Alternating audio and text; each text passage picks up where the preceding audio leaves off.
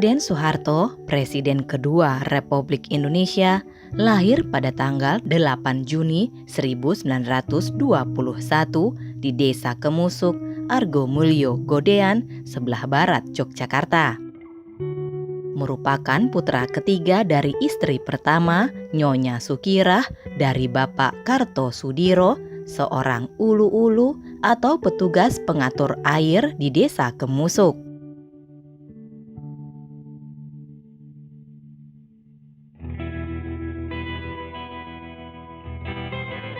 Masa kecil Presiden Soeharto dihabiskan sebagaimana layaknya anak-anak pedesaan Jawa. Ia tumbuh tidak dalam suasana kemegahan sebagaimana kalangan bangsawan. Pernah suatu ketika diejek teman-temannya dengan sebutan Den Bagus Tahi Mabul atau tahi kering. Sebuah ejekan bahwa yang bersangkutan strata sosialnya rendah sekali.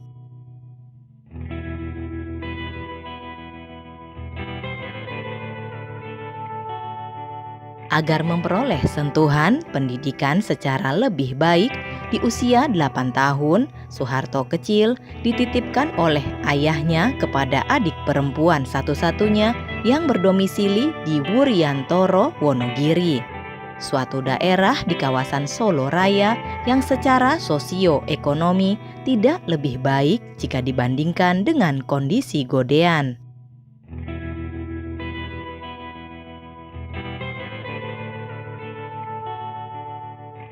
Hanya saja bibinya bersuamikan Mantri Tani, Bapak Prawiro Wiharjo, dan disinilah Soeharto kecil memperoleh pendidikan lebih baik daripada jika tinggal di Kemusuk.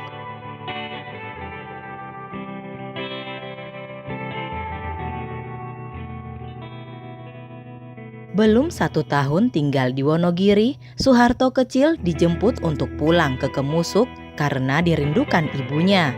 Setahun kemudian, baru dijemput kembali oleh keluarga Prawiro Wiharjo untuk menetap lagi dan melanjutkan sekolah di Wuryantoro, Wonogiri.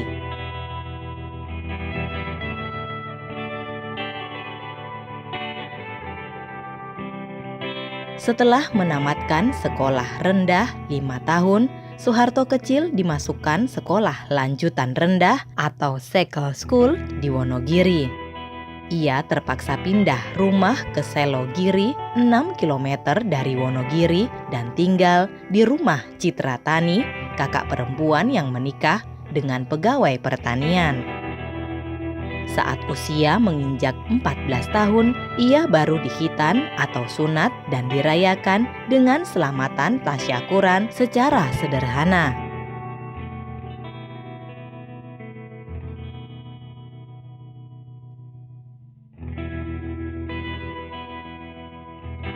Kehidupan keluarga Citra Tani retak sehingga Soeharto kecil terpaksa pindah ke Wonogiri lagi dan tinggal di keluarga Bapak Harjo Wiono, teman ayahnya, seorang pensiunan pegawai kereta api.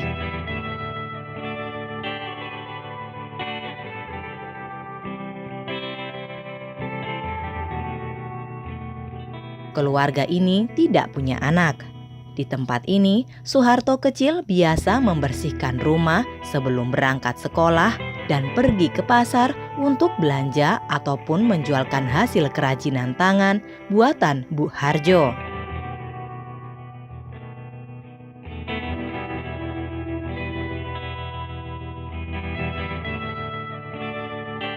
Melalui keluarga ini pula, Soeharto kecil bersentuhan dengan Kiai Daryatmo, sosok kiai sufistik yang tidak hanya memiliki penguasaan ilmu agama sangat luas, akan tetapi juga merupakan seorang tabib atau menguasai ilmu pengobatan tradisional dan psikolog non-formal atau sering diminta konsultasi oleh masyarakat sekaligus guru masyarakat dengan mengajar nilai-nilai kearifan.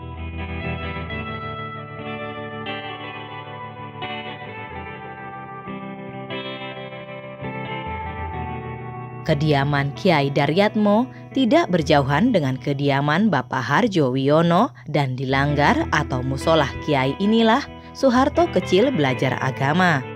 Ia juga sering mendengarkan nasihat-nasihat Kiai Daryatmo kepada mereka yang banyak datang memerlukan pertolongan, orang-orang terpelajar, pedagang, pegawai, petani, sampai bakul-bakul atau pedagang kecil yang terbelit masalah.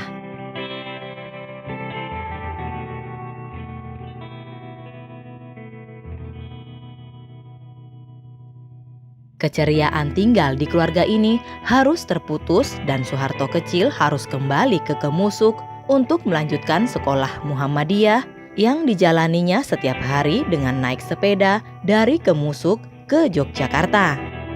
Ia terpaksa meninggalkan keluarga Harjo Wiono dan langgar atau musola Kiai Daryatmo karena ada peraturan sekolah yang mengharuskan murid pakai celana pendek dan bersepatu, sedang orang tuanya tidak sanggup membelikan.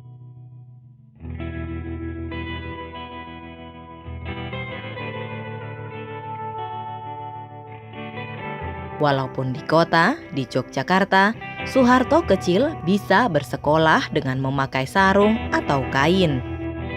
Ia tidak kikuk karena ada murid lain yang ke sekolah dengan pakaian seperti dirinya. Pada saat di Jogja inilah ia mulai mendengar gerakan-gerakan menentang penjajahan yang digerakkan oleh tokoh-tokoh politik. Ia tetap saja fokus pada pelajaran pada tahun 1939, usia 18 tahun, ia berhasil menamatkan sekolah Cycle School Muhammadiyah Yogyakarta.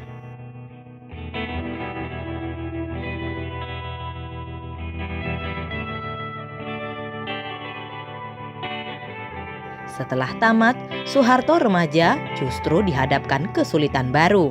Karena ayahnya maupun keluarga ayahnya yang lain tidak ada yang sanggup membiayainya melanjutkan sekolah.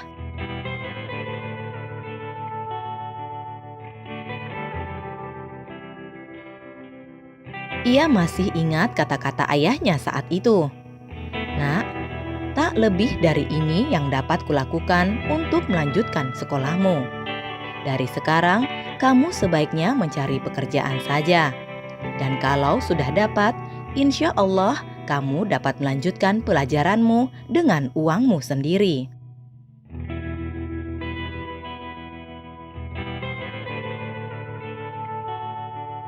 Soeharto remaja kemudian kesana kemari mencari pekerjaan. Pada waktu itu, tidak gampang mendapatkan pekerjaan tanpa uluran tangan orang yang berkedudukan, berpengaruh, orang kaya, ataupun pengusaha besar.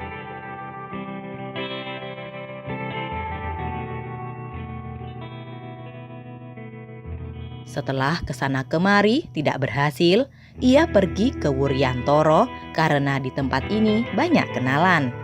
Sampai suatu ketika, Soeharto memperoleh pekerjaan sebagai pembantu klerek pada sebuah bank desa, Volksbank.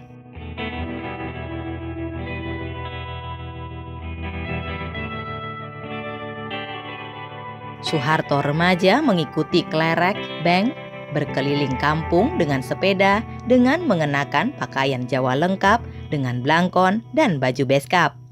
Di kantor-kantor lurah, ia membantu klerek menampung permintaan para petani, pedagang kecil, dan para pemilik warung yang menginginkan pinjaman. Disinilah ia belajar pembukuan dan dalam 2 bulan pembukuan itu dikuasainya. Bahkan mantri bank desa mengakui jika otak Soeharto remaja encer.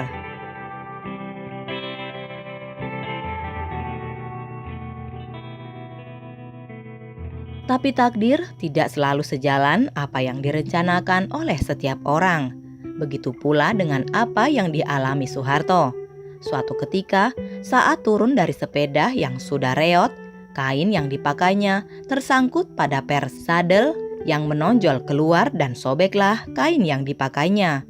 Ia dicela klerek yang didampinginya dan juga dimarahi bibinya.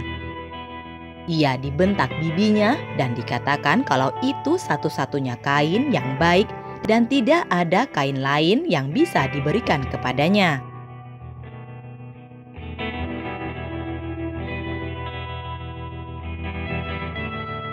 Peristiwa itu mengantarkannya kembali menjadi pengangguran dari pekerjaan yang sudah dengan susah payah didapatkannya.